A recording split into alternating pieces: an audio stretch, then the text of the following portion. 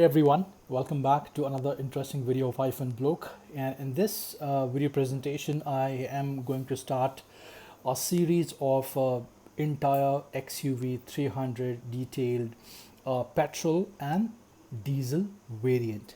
So thank you so much, all of you, first of all, for commenting and requesting. I think it's been an incredible journey so far, and I expect more incredible approach, support, subscribing, and many more fantastic things. So let's get started. In today's video, I'm going to be comparing two variants, W4 diesel along with W4 petrol variant as well. Now, the basic question what I normally get from all of my subscriber is W4 diesel is the best option, or shall I go with W4 petrol? Now, let me give you a quick detailed comparison of these two wonderful variants from Mahindra. And I'm telling you, you won't be disappointed once you hear this entire video presentation. So keep watching till the end, because I'm going to talk about all those important segments which you must have in your kitty before you go and buy your dream car, which if that happens to be XUV 300, thumbs up for that. Right. So the first thing first, W4 diesel, petrol, and W4 petrol, and of course W4 petrol or diesel, both in terms of the equal features what they all have in common. So first of all, in both the variants you get 4 disc brakes, you get outstanding global NCAP crash test for adults, and of course 4.7 and above for the highest safety for kids. You get R16 wheels. So in both these variants you do not have alloy wheels, because alloy wheels are for W8 and optional. That's where the alloy wheel campaign starts. You have a fantastic feature called steering mode, which can be turned into sport, eco, and normal as per your driving dynamics. You have 2 airbags, which is absolutely common. You have got outstanding stability on the highway, and great driving dynamics in city as well in both the variants, because these two variants are almost equal. The only difference is one is a diesel and the other one is a petrol. Another important factor which I feel you would love to hear is the torque. Now the diesel W4 has 300 Newton meter of torque, which is a class leading in diesel variant. And on the contrary, we have petrol, which is also a class leading with 200 Nm torque. Now with petrol you have 108 bhp. On the contrary, we have diesel, which has got 115 bhp. So if we talk about power pack performances, then I would say diesel stands out, because diesel has more and more power compared to petrol.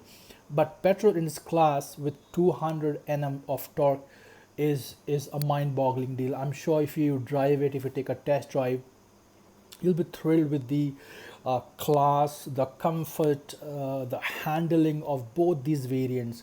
Especially if you're looking for extra comfort, if you want to be like a king in your car, go for XUV petrol.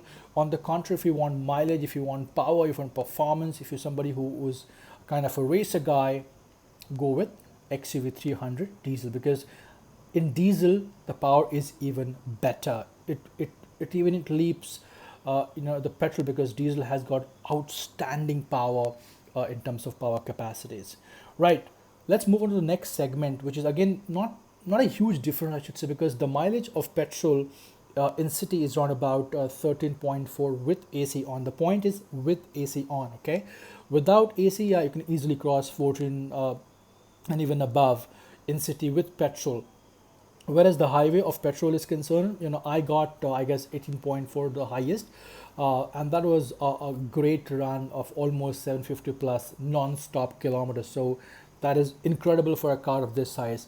On the contrary, with the diesel W4 variant, the perception what I have and what I've experienced, I don't have diesel, I only have petrol of my friends, and the MID and or also called the tank to tank capacity, once they have shown, they ended up with 13.7 to be precise with diesel city, let's say with AC. Without AC it was close to 14.3 for diesel. Now with the highway mileage, that is where XUV 300 petrol will definitely have a huge jump, and it easily reaches around about 2021. which is incredible for a car of this size. So diesel and petrol mileage is fantastic. Let's talk about the service cost. The service cost of petrol and diesel is around about 3.2 to 3.5 altogether, depending how is your vehicle's condition, what all changes you do, the filter, the oil change. I think it's a reasonable deal. I would not say it's a costly deal. So it varies from, let's say, 2800 and it can go maximum up to 37 or 3800 at the max, with other charges of your vehicle repair in case if the vehicle has certain expenses. I think it's value for money. The diesel overall has 20,000 budget for first ever so-called paid service. On the contrary, we have petrol, which has indeed 10,000.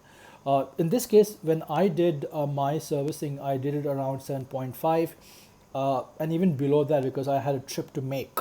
Even though petrol variant first milestone is 10,000, that is where you get and pay a kind of price for your servicing of oil, filter, and lots of other repair as well. So these are the two basic things I've just explained you about the overall, excuse me,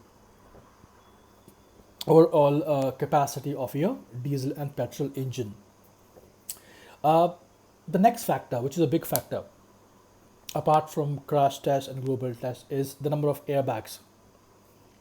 I genuinely believe two airbags is more than sufficient, especially when you have a car of this quality, of this built. This is not a kind of a car which comes in the category of other SUV manufacturing units. I'm sure you got the name what I'm trying to refer.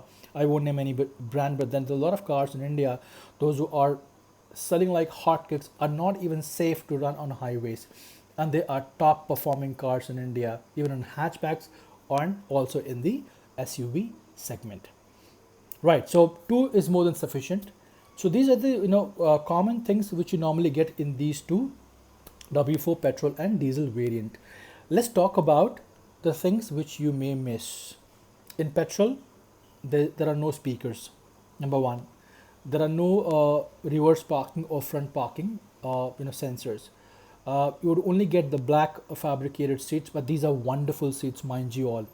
Let's not disrespect the quality of Mahindra. Even in both the variants, the seat what they have given is phenomenal. The cushioning and the bolstering is really nice. I mean, I know they do charge a little higher when it comes to other competitors, but the value what they provide to you within the car is fantastic. Uh, Another common drawback which I feel is going to hurt you is 267 boot space in both the variants, which is the biggest negative point of XUV300. You don't get roof rail, you would not get, let's say, alloy wheels, you won't get hill control, hill assist, you won't get projector, you won't get DRL, uh, you won't get that so-called more of a premium chrome grille at the front. Well, in my case, these things and along with dual AC is something which you can avoid. And along with that, apart from that, I should say, you have a very good clearance, close to 180, if I'm not mistaken. Do correct me in case if I have a bad number over here. Do give me in the comment section. But then that's more than sufficient. So this is something which you may miss. Let's say the roof rail, cruise control, hill assist, steering, a telephonic control, and all DR, which you can fix, let's say, aftermarket. Parking sensors, maybe I guess BS6 has got at least back or even front. I'm not sure because I've not reviewed the latest BS6 version. And yeah, these are the basic things which you don't get. Now let's say how can you make it better? You get the flooring done, you get the steering with a very nice Napa leather, you fit in with wonderful beige color seats if you like. If your car happens to be let's say a DSAT silver or even white, I think it looks premium because the entire interior of XUV is of beige color, which is fantastic, gives you a lot of airy feeling. So you get that done. You can add fantastic touch screen in future if you want to, and of course a great sound system. According to me, and along with seat cover, if you have all these things, you do not need anything else in XUV300. Mind you, whether you buy a petrol or a diesel, And a lot of people have been giving fake information about it gives 11 kmph or let's say 9 kmph. It's absolutely bullshit, you know. I'm telling you from my own experience because I'm somebody who is a great enthusiast. I love driving, and every day I take my car, even though it's a petrol car, for at least 45 to 60. That's how I drive because I love my vehicle.